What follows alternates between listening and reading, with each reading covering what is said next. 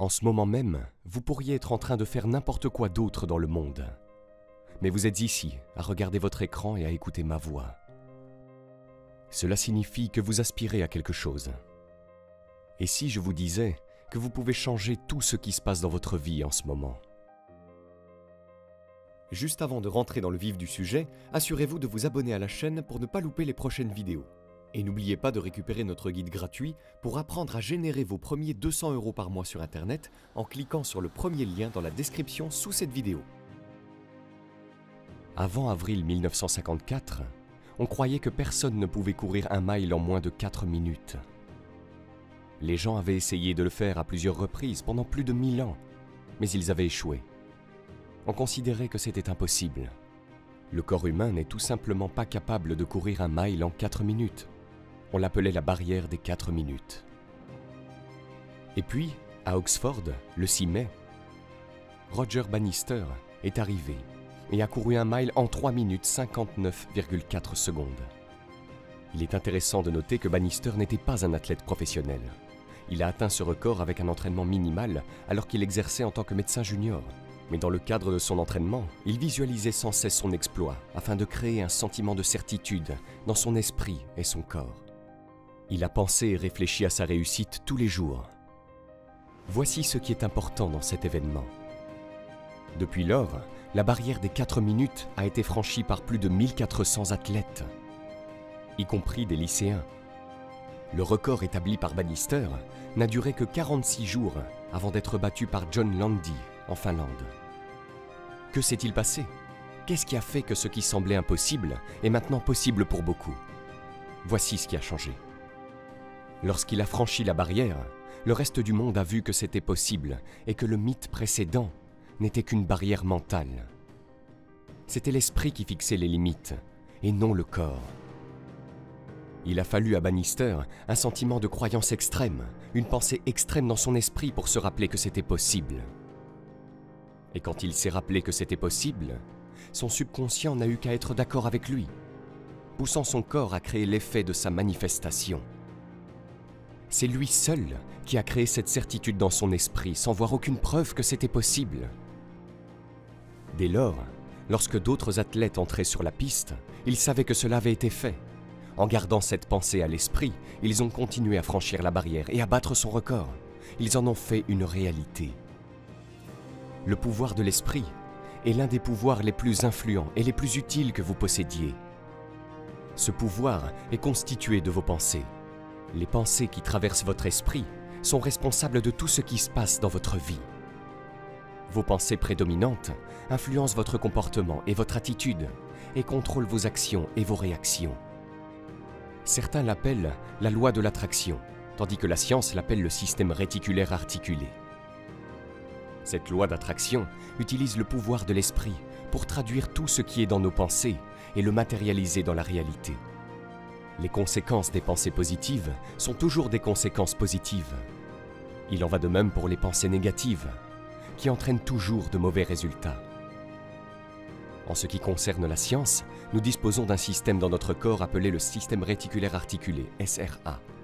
Ce système aide notre cerveau à décider des informations sur lesquelles il doit se concentrer et de celles qu'il doit ignorer. Lorsque votre objectif est clairement défini, que vous avez une mission et que vous vivez chaque instant avec la certitude de l'atteindre, vous influencez ce que le SRA filtre dans le subconscient, des informations positives.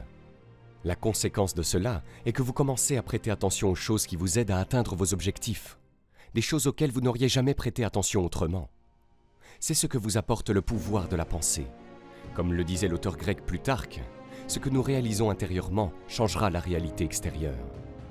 Votre pensée n'est pas seulement votre perception des écarts, mais ses expériences elles-mêmes. Une étude a été réalisée par Dan Siegel, professeur de psychiatrie à la faculté de médecine de l'UCLA. Il s'est rendu compte que l'esprit répond à la définition d'un système mathématique complexe en ce sens qu'il est ouvert et peut influencer des choses extérieures à lui-même. Il est capable de chaos en fonction des choses que vous lui donnez à manger. Et il est non linéaire, ce qui signifie que de petites entrées conduisent à des résultats inhabituels ou difficiles à prévoir. Qu'est-ce que cela signifie? Cela signifie que ce dont vous nourrissez votre esprit Les pensées que vous nourrissez, positives ou négatives, se reflètent à l'extérieur et guident votre vie selon votre ligne de pensée.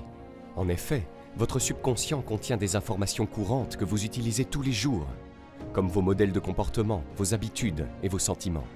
Sigmund Freud décrit l'esprit humain comme étant contenu dans 3 niveaux de conscience. La conscience, autrement dit vos pensées, en occupe 10%. Votre subconscient en détient environ 60%. Et l'inconscient en détient environ 30%. En travaillant ensemble, ces 3 niveaux créent notre réalité. Votre conscience, vos pensées en général, et votre capacité à diriger votre attention. C'est votre capacité à imaginer ce qui n'est pas réel. Et en faisant cela, vous nourrissez votre subconscient. Selon Freud, votre subconscient est le point de stockage de tous les souvenirs. Il contient des informations que vous utilisez tous les jours. Il sert de mémoire vive. Ainsi, le subconscient peut être considéré comme la source des rêves et des pensées automatiques. Le dépôt des souvenirs est le lieu de la connaissance implicite. C'est là que les directives automatiques pour vivre nous sont fournies. Par conséquent, si vous ne nourrissez pas votre esprit de succès, il pourrira de médiocrité. Vous avez le pouvoir de décider de concentrer vos pensées sur quelque chose en particulier. Si vous ne concentrez pas vos pensées sur un résultat souhaité, votre pouvoir sera diminué, en pensant à de multiples choses qui ne mènent nulle part. C'est en comprenant et en dirigeant consciemment le pouvoir des pensées que vous façonnez votre monde comme vous le souhaitez. La pensée est une force aussi réelle que l'électricité. Elle ne peut être perçue ou expérimentée avec les 5 sens humains de base, que sont l'ouïe, la vue, l'odorat, le toucher ou le goût. Mais elles sont indubitablement réelles et déterminent en fin de compte votre réussite ou non dans la vie. Des vagues de pensées nous entourent, tout comme les ondes radio. Les scientifiques affirment que la vitesse de la pensée peut être comparée à celle de la lumière. En fait, la pensée est instantanée et omniprésente. Toute votre existence et tout ce que vous vivez au quotidien ne se produisent que dans ce que l'on a récemment appelé la loi de l'attraction. Elle est également connue sous le nom de semer et récolter dans la communauté chrétienne et de karma selon les bouddhistes, ou comme la science se réfère à la loi du cause à effet. Quel que soit le nom que vous choisissez de lui donner, cela n'a aucune importance. Tous sont un et le même et agissent selon la façon dont l'univers a été créé pour fonctionner. Si vous décidez de garder l'esprit ouvert, vous verrez que tout le monde est le même et que tout le monde a raison. Tous les enseignants spirituels sont d'accord sur une chose. Vous devenez ce que vous pensez. Lorsque vous commencez à comprendre cela, vous commencez à voir le pouvoir créatif de la pensée et comment elle crée tous les aspects de votre vie. La pensée est la graine initiale qui détermine les résultats que vous obtiendrez. Si vous semez une graine, elle commencera à porter des fruits et elle se multipliera également. Elle commencera à créer de nouvelles récoltes de la même graine initialement semée. Si vous voulez récolter de nouveaux fruits, vous devez semer une autre graine. C'est très simple et facile à comprendre. Vous ne pouvez pas penser à la pauvreté et connaître l'abondance et la prospérité. De même, vous ne pouvez pas penser à l'abondance et à la prospérité et faire l'expérience de la pauvreté. Votre contrôle sur le pouvoir des pensées ne peut être déterminé que par votre volonté d'accepter cette vérité et de prendre conscience des pensées que vous choisissez. Premièrement, changez vos pensées.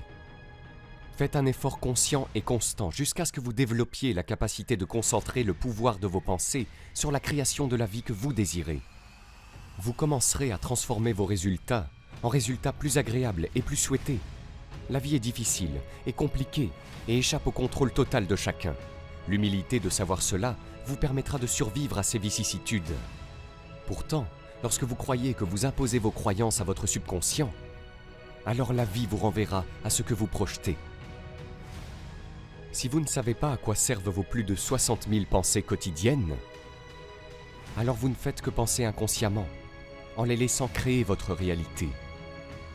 Il n'est que logique que vous commenciez à penser consciemment à ces pensées et à les concentrer sur la création de ce que vous voulez.